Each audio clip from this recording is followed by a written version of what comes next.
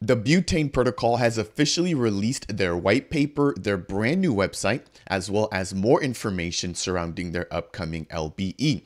Welcome to the channel, guys. My name is Fareed, and I just got off an amazing interview with Micah, who's going to be the founder of this upcoming synthetics protocol building on Cardano.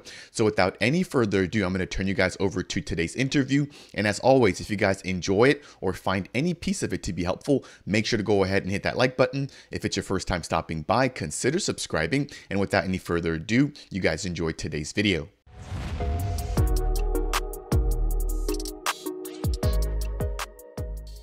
What is going on, Ada Nation? Welcome to Dapp Central. My name is Fareed, and today I have the pleasure of being joined by Micah, who is going to be a part of the Butane team, bringing a brand new synthetics protocol to Cardano. Micah, thank you first and foremost for your time on this wonderful morning. How are you doing? Welcome to the channel. Oh, I'm doing great. I'm very happy to be here. It's nice to get some info out to everyone.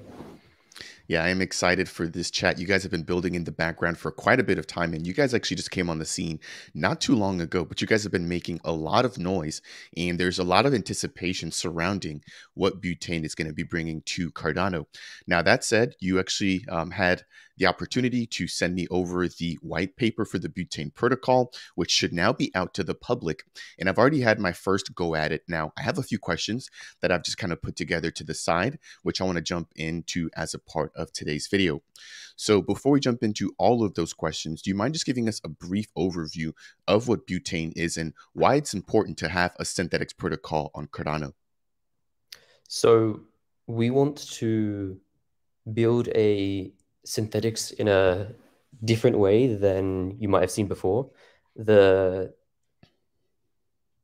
main reason we're coming on is we see the need for synthetics that exists. We see the market for it, and we think that we can change up the design, disrupt the current ecosystem a little bit, and we also think that we can build things in a safer way that is faster.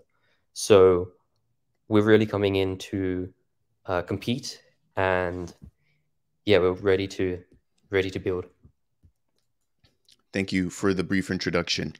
Now, we are going to be jumping into the Butane roadmap here in just a minute. But as I mentioned, I now have access to the white paper. And in reviewing the white paper, there was, number one, so much information. Shout out to yourself and the team for putting it together. Very organized, very simple to digest. But number two, there's just going to be so many things that I didn't have the answer to. So this is why we're having this chat. Hopefully you can help to answer some of those questions. So let's just go ahead and just dive right on in. The first thing I want to chat about is going to be surrounding pioneering assets. With any great synthetics protocol, we're going to have some assets that we can actually borrow on the protocol. Do you mind maybe touching on some of the pioneering assets that we'll be able to borrow using the Butane protocol on the official launch? Yeah, so we're planning to launch with BTC and USD as our first two assets that we're launching for sure. We're considering a variety of things, but the main consideration are two indexes, NASDAQ and the S&P. We can pretty much consider everything, and we want to do what our audience wants, but those are our main considerations. We're considering other cryptocurrencies, so obviously we aren't going to launch a synthetic of any Cardano cryptocurrencies because that's kind of nonsense. But we want to be bridging over assets from other chains, so that's a focus. But all that we can say definitively is BTC and USD. Got it. And for what it's worth, I think USD, given the fact that there's a huge audience within the United States, that makes sense, right? That has a lot of room for adoption. BTC being the biggest, I think also makes sense in terms of crypto. So I have no confusion or additional questions surrounding those two first assets, but I believe the index funds will be a first. I'm not aware of any other synthetics protocol on Cardano that gives us synthetic exposure to an index fund. And so, you know, what were the thoughts surrounding adding something like that? And I guess what is the upside to adding an index fund as opposed to just focusing solely on crypto and fiat? We think that there's simply more options for what you can do with the protocol. So it's good to add more assets and allow you to take new types of positions, and we don't want to be limiting in that sense. We want to anything that we see demand for and that we think people want to do, we'll enable. Yeah, and I think that will actually take us to another question here in the near future surrounding governance and what assets can and cannot be listed. So let's hold on just a little bit. I want to go through a few other questions and then we'll jump into that. Now, the next thing I want to jump into is going to be surrounding another portion of the white paper. Now, this is section 3.3. And my question is surrounding the initial bootstrapping and initialization of the actual protocol. So taking a look at the actual white paper, it says as a part of section 3.4, the Butane team is responsible for the initial development and launch of the protocol, as well as the bootstrapping of the governance mechanisms. Now, do you mind touching on, what that actually means when it comes to the bootstrapping and initialization? Is that just from a liquidity standpoint? Can you just provide us any more details about that? Yeah, so there's a few different things that we're taking care of there. So one is liquidity. So by now we have announced this on the Twitter, if you aren't aware, but we are running a public event to raise liquidity, and we have Anastasia Labs running that for us, and we'll be putting that into a small contract in a Treasury hedging mechanism. I'm not going to delve into that. I'm just going to get into the next part. That's the first thing that's being done. The next thing is when we deploy the scripts. So on Cardano, a lot of the model is designed around not deploying scripts. You just spend a script. You don't need to put anything on chain. But when you have a protocol like this, you end up having to take parameters which are taking in UTXOs to get this, to make sure that it exists in only one particular way, and to make sure that it's initialized with the correct parameters that we put in. So there's kind of like the difference between Butane, the code, and also the actual canonical version of the code, which is deployed somewhere on the Cardano blockchain. So when you deploy and initialize, we are going to handle that. We're going to run an automated script, and then we're going to announce exactly what the script hashes are and how you can confirm that. So that's part of the job. And then finally, we're planning to launch mainnet with a fairly centralized system for governance and then upgrade it to a decentralized system. And this is just because we expect to be further ahead on our roadmap for the actual protocol functionality, which can all work without a advanced system in place. And we also, for governance, we're depending on a catalyst proposal that I'm a part of called the trifecta of data structures. And what we'll be doing with that for the first time is actually implementing a very nice model for decentralized governance on chain. And this is enabled mostly by the fact that these data structures are distributed across UTXOs. So we can hold very large votes that use many different UTXOs so they aren't contentious. And also we make sure that no one votes twice with them, which is important, of course. And we're depending on that catalyst proposal, which I'm a part of, being completed before governance can launch. And we expect to be able to launch without that. So it's important to get started. We don't want to drag our feet and never launch. So we just decided we're going to launch mainnet and then add governance. Got it. Thank you for that. And I think parts of that make sense, right? Especially with the governance. It's not something that you want to hold the protocol back when the actual protocol is mainly focused on synthetics, but it's definitely not something that you want to overlook as well, right? Given the fact that because it's going to be a synthetics platform, there can be so many types of collateral, so many types of borrowable assets that you do want to wait. I see the potential for criticism there, because you do hear a lot of projects who they launch and they say, hey, we'll decentralize later, and then they don't. But we are very actively working towards that. So we've given ourselves a lot of leeway, because we don't want to be not meeting deadlines, but we also think we're fairly fast. So we might not take as long as we think we will, but we're just being very fair to ourselves. I agree. I think slow and steady is definitely the way to approach it. And you guys have a lot on your plates right now, right? So I think, again, focusing on the core product and then bringing in everything else that enhances that experience is the way to go. So to that end, we were just talking about different types of collateral. I want to jump into the next question here, which is part of section 3.52 of the official white paper. So here it states, Butane introduces a dynamic approach to collateralizations where users can lock multiple tokens when depositing collateral, each with its own distinct configurable liquidation thresholds. So I have a two-part question here. Number one, and maybe this is not even a question, but I'm excited to hear that there will be the ability to have multiple assets in one single CDP. You know, what is the importance of that? And then number two, which collateral assets can we expect once the actual platform launches? We've already touched on borrowable assets, which are BTC USD and the S&P 500, but what about some of the collateral assets? So the collateral assets, we plan to have ADA and BTN, and we have two other tokens that we're considering, but we don't want to announce them too early because we want to be sure that we're going to add them. We don't want to undo any announcements. So there's definitely ADA, you know, of course we would have ADA, and BTN is our own token. We'll have that as collateral. And we also plan two others, which we're keeping quiet about. Thank you for that.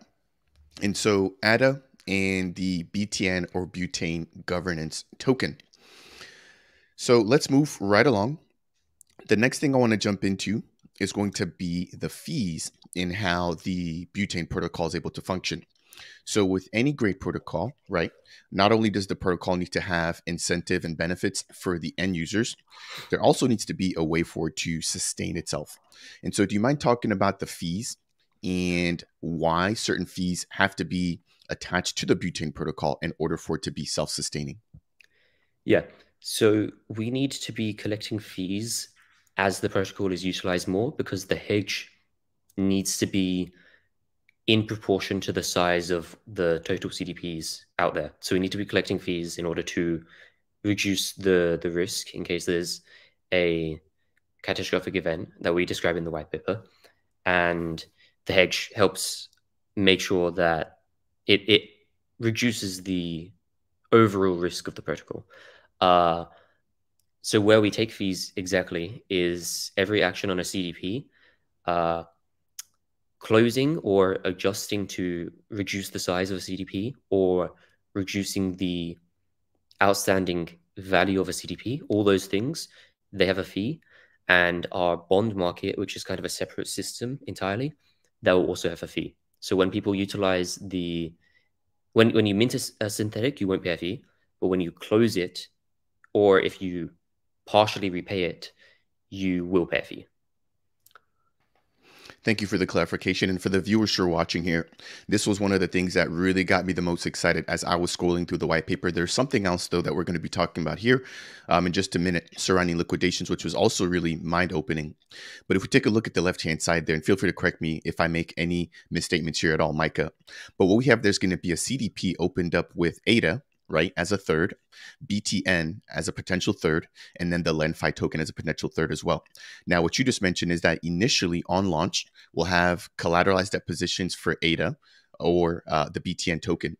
But what I really like about this here is that as the platform grows and as governance probably takes over, there's going to be additional collateral assets. So I think what this opens the gates up to are people who have other Cardano native tokens that want to use them for their CDPs that may not necessarily want to convert them to ADA on like some other platforms have us do, right? Where the only type of collateral you can put down is ADA. And so do you mind talking about that and the process and again, some of the benefits that you see personally when it comes to having multiple types of collateral in a single CDP? Yeah. So the main thing that we're reaching here is we think that in the entire Cardano ecosystem, ADA is actually only a portion of that liquidity. And if you use native tokens, you have actually access to a much larger pool of liquidity. So really, it's entirely a business decision. From this side of things, we're trying to open up the market and access the greater liquidity that is available. We think it's limiting to only take ADA, and we think the way forwards that we'll see generally across DeFi on Cardano is more and more protocols are going to be wanting collections of different assets. So yeah, I think that answers the question. That does. And I think it's a two-way street, right? It helps out the Butane protocol with exposure because now there's a lower barrier for entry for people to come in. But then on the flip side, for end users, if again they hold any other sort of CNT or Cardano native token, they don't have to swap or get out of that position in order to leverage that, in order to borrow or to create a synthetics position. So I think it's a win-win, and I'm excited that this is one of the features that stood out to me when it comes to the Butane protocol that's being a little bit different than what we already have on Cardano. Moving into the next piece, go ahead. Did you want to add something there? I was going to say, so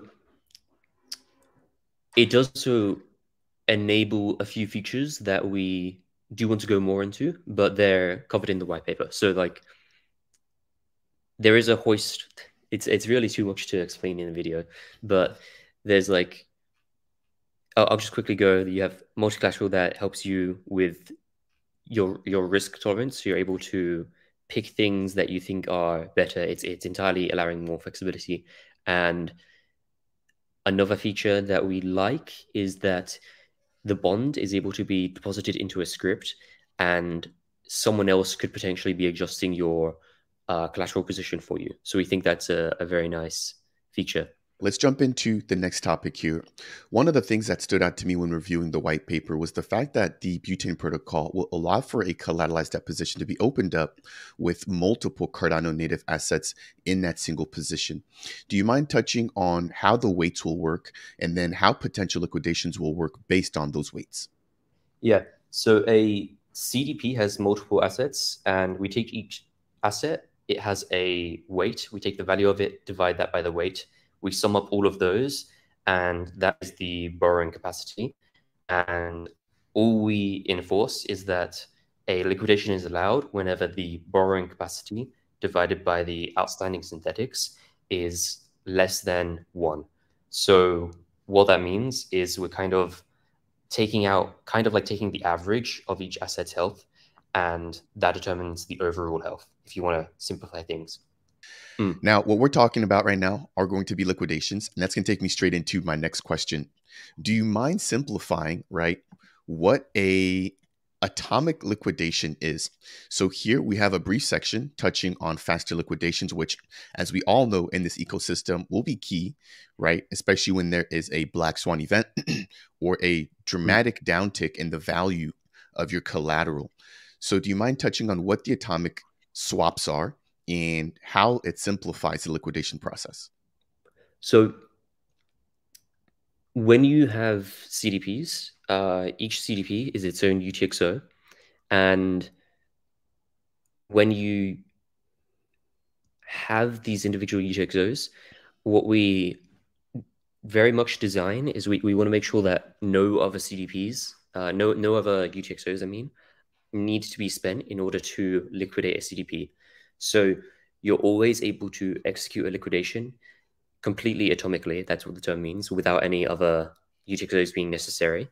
And you're also able to execute more liquidations at once because of this. It also means, though, that in a competitive market, when you have bots which might be trying to liquidate the same piece of collateral, they won't. I can explain in terms of sequencing. So if you're familiar with sequencing on Cardano, you have a transaction and then a immediately following transaction. And the problem with this is that if a transaction early on in the sequence fails, all subsequent transactions fail. So when we have this atomicity, we're able to make sure that you can have many, many different transactions that are executing these liquidations, and they aren't dependent on each other. And so you have less room for failure, and that means that you're more likely going to execute more liquidations at once. Thank you for that explanation. I think this is one of the things that I need to kind of familiarize myself with and just get a better understanding of. But anything to simplify and to speed up the liquidation process, again, I think is a huge Mm, positive in my eyes. mm. Now, we're going to keep things moving along. When it comes to a platform like the Butane protocol, there's going to be a need to make sure that price feeds and price data coming from off-chain sources are coming on-chain in a Mm. quick and secure manner. So one piece in the actual white paper touches on oracles, which do just that. Do you mind maybe touching on who you guys are eyeing as a potential oracle or data provider for the Butane protocol? So currently we've looked at the Oracle market, and we don't believe that what we can see on Cardano right now is mature enough for our use case. So we plan on launching our own price feeds, which will be upgradable. So later we can swap in a Oracle solution if we believe it is secure. But currently our plan is to take a multi-sig between many different nodes that we run, because we can't in like full honesty say that we trust every single or even any existing oracle. So I don't want to diss any solutions. We just think that at this stage they aren't for us. And that is fair. I think every protocol has its needs. And if you're introducing a lot of different things, like the atomic liquidations, in the multiple collateral assets in a single CDP, that may warrant a need for a different solution when it comes to getting your data again from off chain on chain. And so I'm excited to see how that particular portion of the protocol is going to roll out. Again, Mike, I want to thank you for your time and just answering all these questions. I know I'm kind of hitting you back to back to back, but you're doing an awesome job of giving me quick and concise answers. So I do want to Cheers. go ahead and acknowledge that as well. Cheers. Moving things along, let's go and just dive into the Treasury. Now, that's going to be a big portion of the actual tokenomics for the Butane protocol, right? So when we take a look at the Butane protocol, we have 55% going towards the Treasury. Do you mind touching on why it's so important to have that much within the Treasury, and what Oh, purpose does a yeah. Treasury serve? Yeah. So when we say protocol treasury, Mhm. that isn't actually part of the hedging mechanism. So the hedging mechanism is entirely portions of collateral assets, and the protocol. So that's the hedge, which is part of the treasury, kind of, and that's in the tokenomics though, where we have that protocol treasury. That's really just to allow governance to do things with the token in the future that wouldn't be possible if the entire supply was released. So if there's further utility, or there's things that are needed from the protocol, that's able to be utilized. And it's it's very vague what that will do, because we don't plan ourselves to give it a purpose. It's just there so that once it's decentralized, it can be used in certain ways. Uh, and we don't want to encourage any particular use case, and we don't want to like say, hey, it has to be used in this way. It's just completely up to governance in the future. All right. Thank you for that answer, Micah. And I think that's going to cover it when it comes to the actual protocol treasury. Again, that's going to be the 55%, or about 13 million of the BTN or Butane governance tokens. Now, do you mind touching on the portion that'll be going towards the hedge and the importance of having a hedge for a synthetics protocol like this, where we can have cascading liquidations? Yep. So the liquidity event, by now we would have announced it on our Twitter, so you can see more details there. But in short, 1/3 of the ADA raised is going directly into the hedge, and that is there for any bad debt which accumulates in the protocol. So we have a certain amount of leeway. If there's some small amount of price drop, we can handle it as long as the treasury hedge is able to eat up that debt. Thank you for the brief and concise explanation. The next thing I want to jump into is going to be surrounding smart contract development. So just like with any other protocol on Cardano, we want to make sure that we're hands off and that the protocol can function without us having to manually do anything, right? Which is where the smart contracts come in. Do you mind touching on where you guys are with respect to development of the smart contracts? And then number two, who you guys are choosing to actually have for the review of your code? So I really hate giving software deadlines or software estimates. So I really want to avoid giving any sort of like percentage where we're done. Uh, it's it's known as a sin in the world of software. So if you say it's a few weeks away, it's really a year away or something. It's a bit of a I really don't want to do that. All I'm going to say is we have our deadline for the testnet, and that's December. So that's the only thing I'm going to commit to. I'm not going to give any more information on that. Then for the review/audit, we have a few partners that we're in touch with. So what we're leaning towards, and this isn't committed, is Anastasia Labs, because I've had a positive relationship with them, and we also very much trust their auditing process.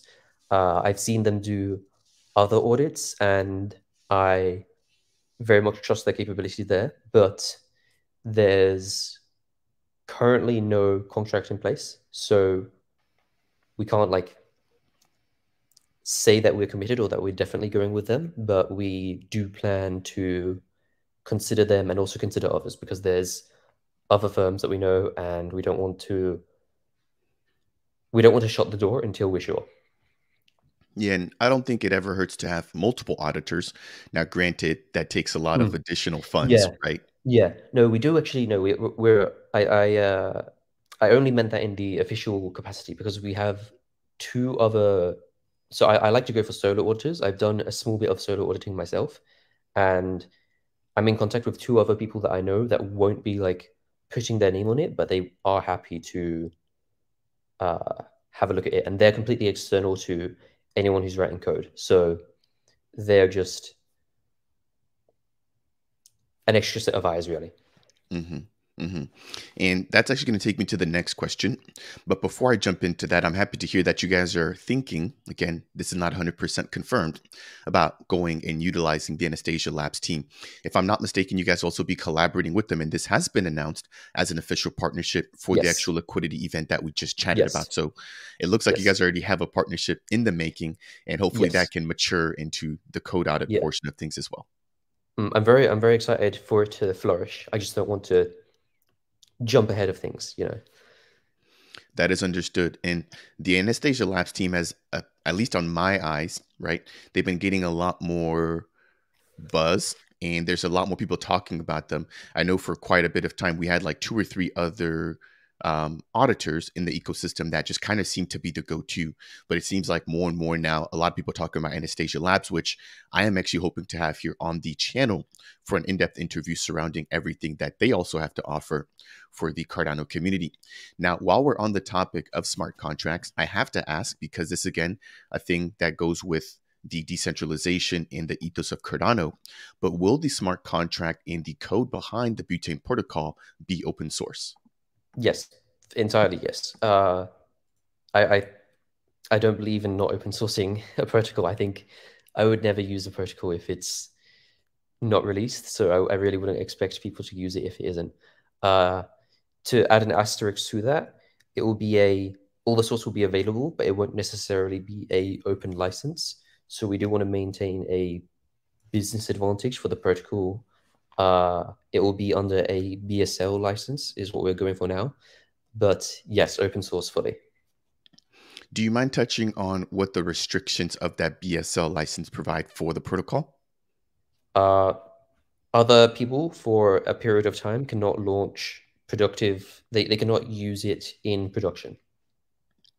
Got it. And I think for anybody who's watching that maybe doesn't understand, I think this prevents anybody from basically doing a full copy and deploy immediately after the Butane protocol Yes. is then open source, right? Yes, precisely. Awesome. Thank you for that answer there, Micah. Let's go and jump into the last couple of questions before we land the plane here as a part of today's interview. The next thing I want to jump into, which we kind of touched on at the very beginning, is the governance. So can you maybe explain what can we expect from governance once it's obviously launched with respect to the addition of new collateral as well as the addition of new borrowable assets, and then anything else that you have on your mind when it comes to governance for the community? So I think of governance as just a mechanism to the main thing is that you adjust a lot of parameters and you can add new types of collateral. So they'll be able to you'll be able to propose a vote, and if 51% of the vote is yes, then there's a new collateral token. Part of that is we do plan to have collateral which can only be used to like varying extents. So it might only be able to be used for, say, a certain ADA equivalent of collateral value. And that will allow a slow onboarding of a token before you fully allow it to be used as like as much as anyone wants to. So there's ways that we want to allow governance to limit how a new token is used, which we haven't like gone into the white paper because it's very much we have to convey it very well because it's a bit of a complicated thing, and we don't want to accidentally say the wrong thing there. So that's one thing. Also, with upgradability, we have a way of transitioning collateral that I'm not going to elaborate on, but in essence, if there's a Butane V2, that will need to pass a governance vote, and it won't immediately convert over all positions. What it will do is start a mechanism where we slowly incentivize people to move over. So it's we don't want to just swap out the contracts overnight. We actually have a way to do this a bit more safely because it's an economic system. We don't want to do anything rash, and we don't want to have some event where maybe a proposal gets voted for and then it immediately makes some large change. We want people to know that when they have a CDP, there's a little bit of stability. Yeah, and I think we've seen this with other platforms, even in and outside of Cardano, where because of a big change, number one, not everybody's always in tune, and obviously you want them to be in tune with their CDP, their health factor, etc. But not everybody may be aware. So doing anything drastic like that obviously has some risk to people that aren't paying attention. But then number two, that can also kind of incite a sense of stress for people that don't understand what that V2 is bringing. And so I'm always of the mindset that, if there is a huge change like that, that it's done piece by piece with a long drawn out process, even though some people might be against that, to slowly allow people to move over on their own terms and when they feel comfortable understanding what the new version has to offer. So I completely agree with you there in the approach you guys will be taking to some of the more critical and bigger changes surrounding the Butane protocol. Now, I think that's going to take me through the end of my initial questions that I sent over to you. There is one section here that I want to commend you guys for also highlighting as a part of the white paper, and that's going to be the protocol crisis section here as a part of section 8.2. So I was going through this, and this is not something that you normally see in white papers, but you guys have basically thought of all the different types of attacks that the Butane protocol could actually be under or come under, and those are listed there as a part of section 8.2. Do you mind touching on, why it's important to think of these scenarios when developing a protocol such as Butane? Yeah. So we're under the belief that it's next to impossible to guarantee that a protocol is safe. So most people will launch a protocol and they'll just say, "Hey, trust us." We're saying we're going through auditing processes. We're trying all these things. We're putting a lot of detail into it. There's certainly risks, and there's in this field, there's always compromises and different possibilities. So we can do everything we can, and we can make sure that we pass audits. We might even pass multiple audits. It's still possible, and we don't want people to not be aware, but it's always possible for any protocol to be hacked, and that includes one that we launch. So we don't anticipate it being a problem. We try to avoid it. We put a lot of attention in.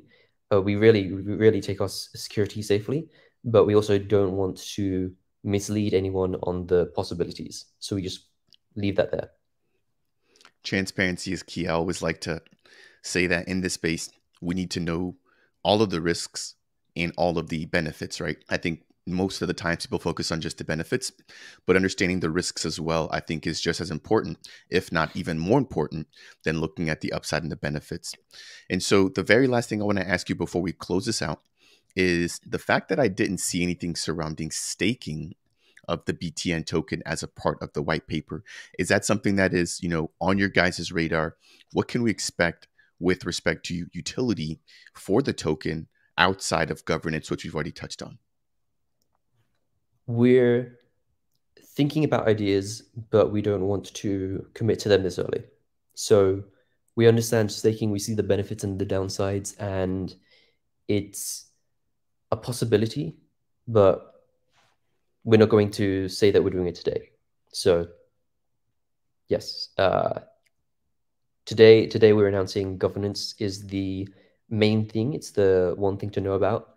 And as always, utility can be added. Agreed. And so I'll be keeping my eyes out to see what comes down the pipes in terms of additional utility for the BTN governance token.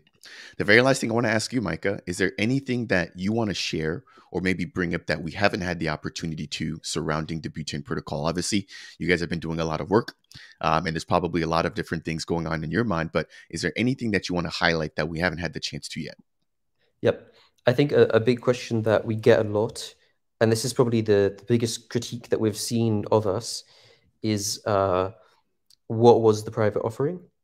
And I'll quickly go over the details. So 3% of the supply was used to raise 350,000 ADA, and that pretty much covers our needs for all development. It's everything we need. So that was very early on. That was before we were really big on all our announcements and everything. That was a while ago, and we only took an equal amount from every single participant, and there were exactly 10 participants. They were all people in my personal circle or in the personal circle of the team, and we didn't advertise it because it was very early on, and obviously there's greater risk in that thing. So it's not the kind of thing where we want to have like whitelists or anything like that. So that was the only private offering. It's the only one that there ever will be. And it was really just to get that initial funds through. Yeah, thank you again for the transparency. I think for any protocol, especially if it's a protocol that builds first, like you guys are doing, before involving the community, that makes sense, right? You want to remove as much risk as possible for the overall community. And if you have some people that are close to you that you obviously trust and that they're also willing to help the protocol out, then it's a mutually beneficial relationship. So for anybody who's interested in getting access to the BTN token, we'll go ahead and leave the links to all the information surrounding how you guys can participate and prepare yourselves for their liquidity bootstrapping event down below as a part of today's description. And as always, Mike, I just want to say again, thank you so much for joining me here today, the founder of the Butane protocol, which has just released their white paper, which is also going to be available for you guys in the Cardano community to go ahead and begin checking out. So if you guys have any questions surrounding the Butane protocol, what they're offering, or just how synthetics protocol work in general, please go ahead and make sure to go ahead and leave a comment down below. If you guys have enjoyed my chat today with Micah, then go ahead and make sure to hit the like button and subscribe if you're not already a subscriber. And on that note, as always, we'll catch you guys in the next video.